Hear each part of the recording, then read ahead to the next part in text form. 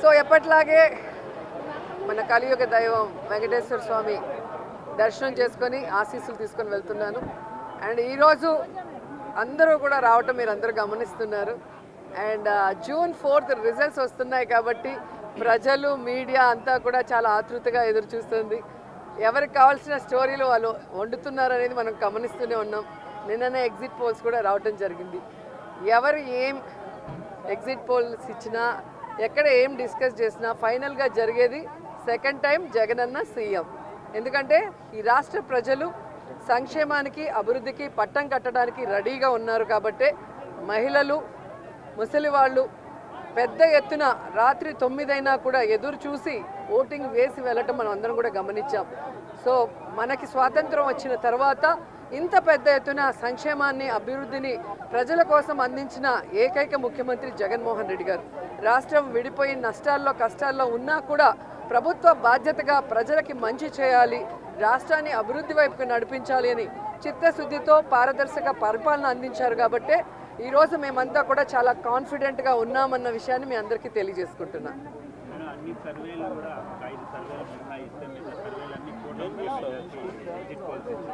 ఈరోజు కూటమి కొత్తగా పెట్టుకున్న కూటమి కాదు, ఆల్రెడీ 2014లో పెట్టుకుంది. అప్పుడైతే కొత్త కాంబినేషన్ కాబట్టి ప్రజలు ఎక్స్పెక్ట్ చేసి ఓట్లు వేశారు. కానీ 2014లో అక్కడ ఇక్కడ 2 చోట్ల కూడా కూటమి అధికారంలోకి వచ్చినా కూడా ఈ రాష్ట్రాన్ని సర్వనాశనం చేసింది. కానీ ఈ రాష్ట్రానికి ఇవ్వాల్సినది ఏమీ ఇవ్వలేదు, ఏమీ అభివృద్ధి చేయలేదు అన్నది ఈ రాష్ట్ర ప్రజలు గమనించారు. కాబట్టే ఈరోజు ఆ కూటమికి క్రేజ్ లేదు అనేది మీకు తెలుసు, మాకు తెలుసు.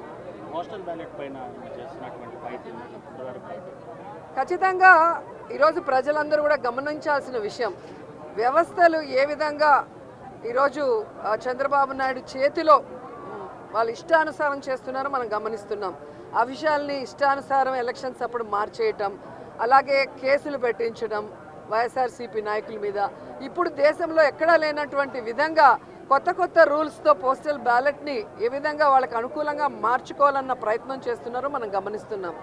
అదే చెప్తున్నా కదా, ఎవరెన్ని దొంగ ఆటలాడినా, ఎవరెన్ని వ్యవస్థలను మేనేజ్ చేసినా ప్రజల మనసులో ఉన్న జగన్ గారిని చంద్రబాబు నాయుడు కాదు కదా, ఆయన పుట్టించిన ఖర్జూరం నాయుడు కూడా మేనేజ్ చేసి మార్చలేడని కూడా ఈ సందర్భంగా తెలియజేసుకుంటున్నాను.